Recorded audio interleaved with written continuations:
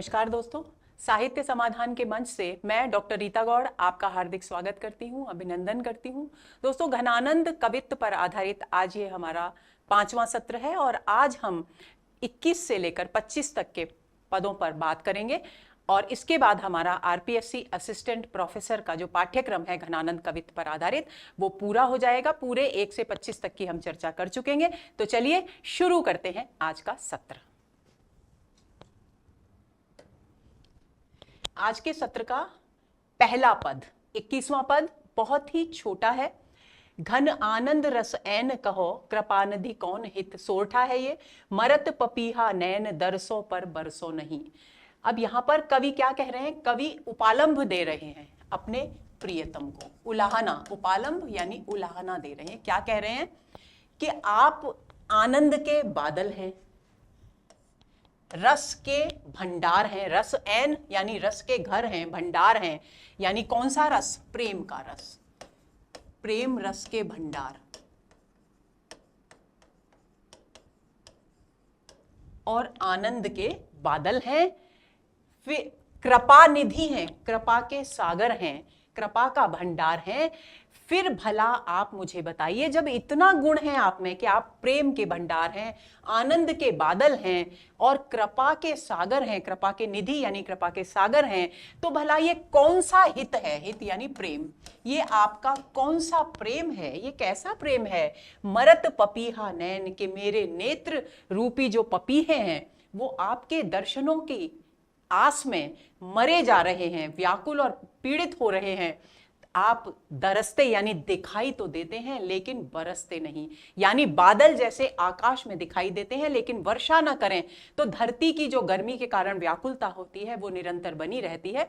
तो उसी बात को ध्यान में रखकर कवि कहते हैं कि आप मेरे जो नेत्र हैं, मेरे नेत्र रूपी जो पपीहे हैं, वो आपके दर्शनों के लिए इतने व्याकुल हो रहे हैं, लेकिन आप ऐसे हैं कि आप दिखाई तो देते हैं लेकिन बरसते नहीं, यानी संयोग की स्थितियां उत्पन्न कर मुझे प्रेम के आनंद में सराबोर नहीं करते। यहां पर यानी अब उपालंभ उलाहना दिया जा रहा है कवि के द्वारा अपने प्रियतम को। यह बात आपको ध्यान में रखनी है। अगले पद पर आते हैं। पहचाने हरि कौन मोसे अन पहचान की, त्यों पुकारे मधि मौन कृपा कान मधि नैन ज्यों। अब यहां पर क्या बात है? यहां पर प्रेमी और प्रेमिका की बात नहीं है, यहां पर है भगवान और भक्त की बात।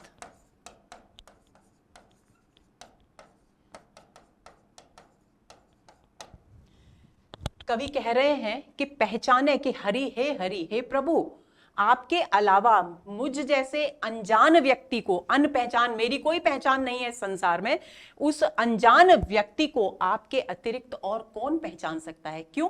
क्योंकि ईश्वर तो अंतर्यामी है, वो तो सृष्टि के कण कण में हर जीवधारी को अच्छी तरह से जानता है। तो मेरे जैसे अनजान, अपरिचित, बिना पहचान से, किसी भी प्रकार की पहचान से रहित मुझ जैसे मामूली प्राणी को आपके अतिरिक्त कौन पहचान सकता है? त्यों पुकार मधि मौन कृपा कान मधि नैन ज्यों, कि जिस तरह से आपके जो नेत्र हैं उनमें आपकी कृपा के कान विद्यमान होते हैं। मधि का मतलब मैं पहले भी बताया जा चुका है। तो जिस प्रकार आपके नेत्रों में आपकी कृपा रूपी कान विद्यमान होते हैं, व्यंजित अर्थ क्या हुआ?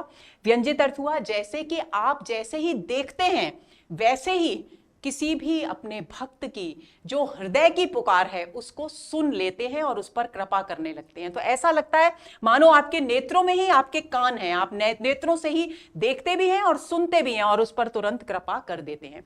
तो जिस तरह से आपके नेत्रों में कृपा रूपी कान विद्यमान होते हैं, त्यों पुकार मधि मौन, उसी प्रकार हे प्रभु, हे ईश्वर, मेरी ये जो मौन पीड़ा है इसमें भी वो करुण पुकार विद्यमान है जिसे और इस संसार में कोई नहीं सुन सकता, केवल आप और आप ही सुन सकते हैं। तो यहां पर ज्यों और त्यों यानी उत्प्रेक्षा अलंकार, कृपा कान में छेकानुप्रास अलंकार है। आगे चलते हैं। अगला पद, आशा गुण बांध के भरोसों से धरे छाती, पूरेपन सिंधु में न बूढ़त सकाए हों। दुख दब हिए जारे अंतर उदेग आंच, रोम रोम त्रासन निरंतर तचाए हों, लाख लाख भांतिन की दुसह दसाने जाने, साहस सहारे सिर आरे लो चलाए हों, ऐसे घन आनंद गही है टेक मन माही, ऐसे निर्दयी तो ही दया उपजाए हों। इसका मूल भाव क्या है? इसका मूल भाव है कि जो प्रेमिका है वो अपने प्रियतम की निष्ठुरता से व्यथित है, पीड़ित है, दुखी है।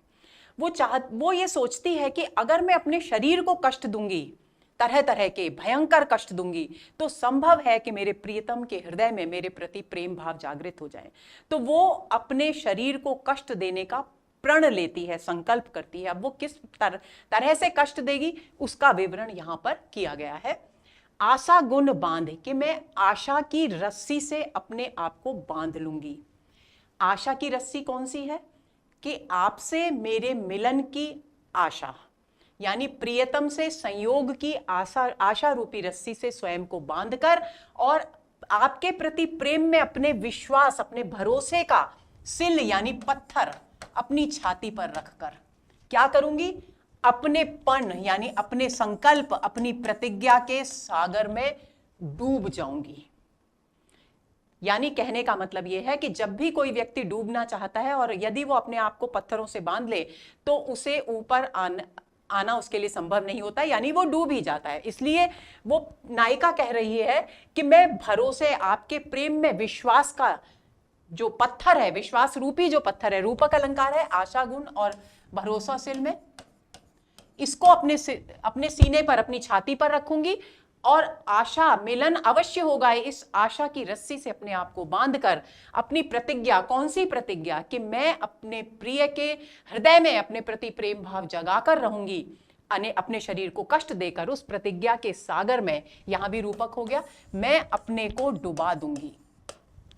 और यदि मैं न बूढ़त सकाए हूं, यदि मैं फिर भी ना डूब पाई समुद्र में, तो यानी डूबूंगी नहीं तो मेरे शरीर को कष्ट नहीं होगा। कष्ट नहीं होगा तो फिर भला प्रियतम के हृदय में मेरे प्रति प्रेम कैसे जागेगा? यदि ऐसा नहीं कर पाई तो क्या करूंगी?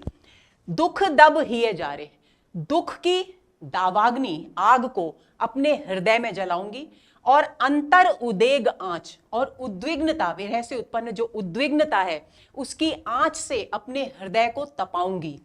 रोम रोम त्रासन निरंतर चपाएं, और अपने शरीर के रोम रोम को इस प्रकार भयंकर कष्टों से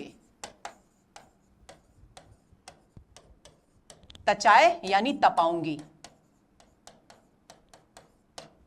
लाख लाख भांतिन की दुसह दसाने, और फिर भी यदि प्रियतम न पिघले तो क्या करूंगी? और कौन कौन से असहनीय कष्ट हो सकते हैं, उन सब दुसह असहनीय दशाओं यानी कष्टों को जानूंगी, पहले पता करूंगी उनका, उसके बाद उन सारे कष्टों को साहस के सहारे अपने सिर पर आरे लो चलाए हूं, आरी की तरह चलवाऊंगी, ताकि मेरे प्रियतम के हृदय में मेरे प्रति संवेदना जागृत हो, प्रेम जागृत हो। आरे लो, लो जहां आता है वहां पर उपमा अलंकार, यानी लो का मतलब होता है समान। आरे की तरह से उन कष्टों को अपने सिर पर चलवाऊंगी। ऐसे घन आनंद गही है टेक मन माही, घनानंद कवि कहते हैं कि मैंने अपने मन में प्रियतम के हृदय में प्रेम उत्पन्न करने के उद्देश्य से ऐसी टेक ली है, ऐसा संकल्प, ऐसा प्रण लिया है अपने मन में, ऐसे निर्दयी तो ही दया उपजाए हो, कि हे निर्दयी प्रियतम, मैं इस प्रकार अपने शरीर को कष्ट देकर तेरे हृदय में विभिन्न प्रकार से अपने प्रति दया भाव, प्रेम भाव उत्पन्न करने की चेष्टा करूंगी। तो यहां पर मन माही में छेकानुप्रास अलंकार है, उपमा मैंने आपको बता ही दिया है, दुख दब में छेकानुप्रास है, छेका भी है और रूपक भी है। प्रण सिंधु में रूपक है, ये हो गया है, आशा गुण यहां रूपक है। अब आगे चलते हैं। अंतर आंच उसास तचे, अति अंग उसीजे उदेग ही आवस, ज्यों कहलाए मसोसन ऊमस, क्यों हूं कहूं सुधरे नहीं थ्यावस, नैनौ धार दिए बरसे घन आनंद छाई अनोखिए पावस, जीवन मूरत जान को आनन है बिन देखे, बिन हेरे सदाई अमावस। अब यहां भी प्रिय के दर्शन करने की लालसा, उससे उत्पन्न व्याकुलता, क्योंकि दर्शन हो नहीं रहे हैं, उस व्याकुलता का यहाँ मर्मस्पर्शी चित्रण किया है कवि घनानंद ने। कवि घनानंद कहते हैं, अंतर आंच उसास तचे, कि मेरे हृदय के भीतर इतनी अधिक विरह की आग है कि मेरे जो उसास यानी उच्छ्वास, यानी जो सांस मैं बाहर छोड़ रहा हूं, वो सांस भी तचय यानी तप्त हो गई है, यानी गर्म हो गई है। मेरी सांसें भी गर्म हो गई हैं मेरे अंदर की हृदय की आग से। अति अंग उसीजय उद्वेग की आवस, और मेरे उद्वेग की यानी विरह में जो उद्विग्नता है, जो व्याकुलता है, उसकी जो उमस है, उद्वेग ही आवस, उद्वेग की जो उमस है। जब भी बरसात का मौसम होता है और एकदम से गर्मी में बरसात हो और फिर एकदम रुक जाए, तो जो उमस भरा माहौल होता है, वैसी ही उमस की और बात कर रहे हैं कवि। कवि कहते हैं कि मेरी विरह जनित मेरी जो उद्विग्नता है, उसकी उमस मेरे अंदर इतनी घुमड़ गई है कि मेरे जो अंग हैं वो उसीज यानी उस गर्मी से उबल रहे हैं, उबलने लगे हैं। उसीजय उद्वेग ही आवस, यहां पर वृत्यानुप्रास अलंकार है। ऊ है और ऊ है, और अंतर आस अति अ भी 3 बार आया है, तो यहां वृत्यानुप्रास अलंकार। ज्यों कहलाए मसोसने ऊमस, क्यों हूं कहूं सुधरे नहीं स्यावस। और ये जो मसोस है, जो मन की जो मरोड़ है, जो व्याकुलता है, उसकी उमस इतनी अधिक मेरे अंदर व्याप्त हो गई है कि मेरा जो मन है वो कहीं भी थ्यावस यानी धैर्य धारण नहीं करता है। नैनौ धार दिए बरसे घन आनंद छाई अनोखी पावस। और इस उमस के कारण, इस घुटन के कारण, इस विरह की वेदना जलन के कारण कवि कहते हैं कि मेरे नेत्रों में एक अनोखी पावस यानी वर्षा ऋतु अनोखी छाई है कि मेरे जो नेत्र हैं वो धार देकर निरंतर बरसते ही रहते हैं। धार दिए बरसे यानी निरंतर बरसते रहते हैं, धारा प्रवाह बरसते हैं।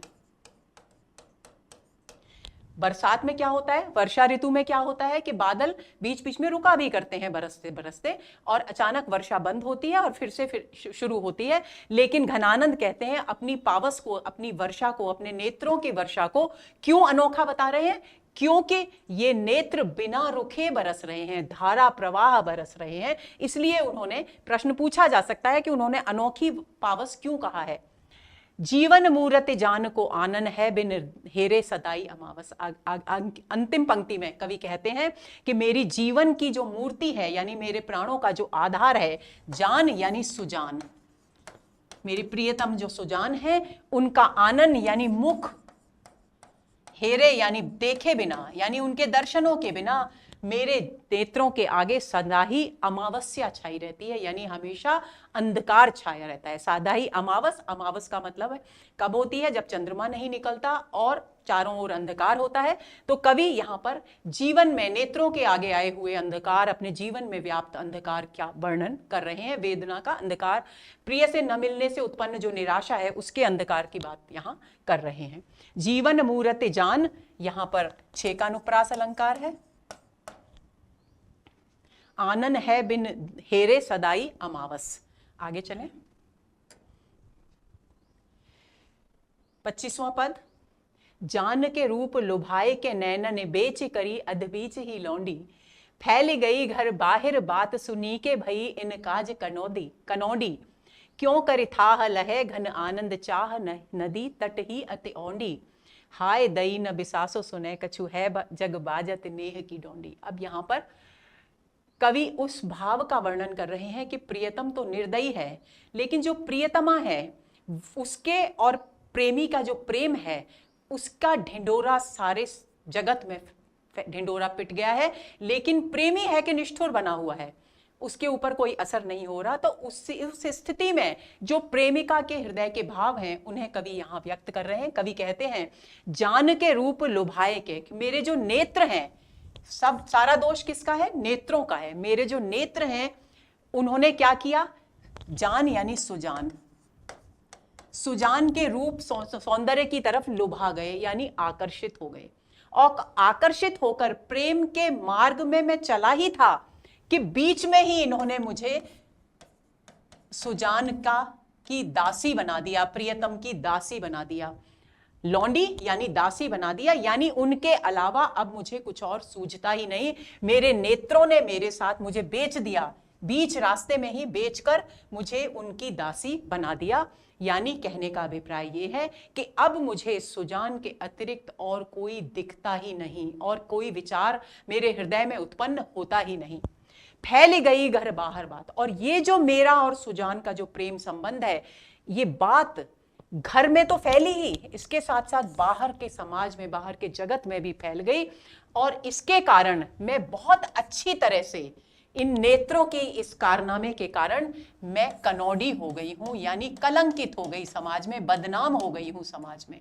किसने किया बदनाम? नेत्रों ने किया। क्यों करे थाह लहे घनानंद। घनानंद कवि कहते हैं कि भला ये जो प्रेम की जो नदी है, उसकी थाह कोई, उसकी गहराई को कोई कैसे जान पाता है? नहीं जान सकता। क्यों? क्योंकि ये तो हर नदी क्या होती है, जो वास्तविक नदियां होती हैं वो बीच में जाकर के गहरी होती हैं, लेकिन ये प्रेम की नदी की गहराई को नापना, उसको जानना किसी के लिए भी संभव नहीं, क्योंकि ये नदी किनारे पर भी बहुत औंधी यानी गहरी होती है। हाय दई, हे देव, भगवान को जैसे पुकारते हैं ना हम, दुखी होकर कहते हैं हे भगवान, तो उसी तरीके से कवि कह रहे हैं हाय दई, हे देव, न बिसासो सुने। वह जो बिसासो यानी विश्वासघाती प्रियतम है,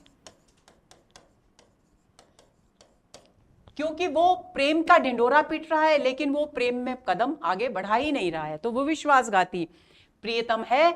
सुने कछु है, वो सुनता ही नहीं है। न बिसासो सुने कछु, वो विश्वासघाती प्रियतम प्रेम की इस बात को सुनता नहीं। सारे संसार में ढिंडोरा पिट रहा है प्रेम का, क्योंकि जग बाजत नेह की डोंडी, यानी हम दोनों के प्रेम का जो ढिंडोरा है वो पूरे संसार में पिट रहा है, बज रहा है, यानी हर व्यक्ति जानता है इस प्रेम के विषय में। लेकिन वो विश्वासघाती प्रियतम इतना निष्ठुर है कि वो इस विषय में कुछ सुनता ही नहीं, क्योंकि यदि सुनता तो संभवतः प्रेम के मार्ग में 2-4 कदम आगे बढ़ाता, लेकिन ऐसा कुछ हो नहीं रहा है।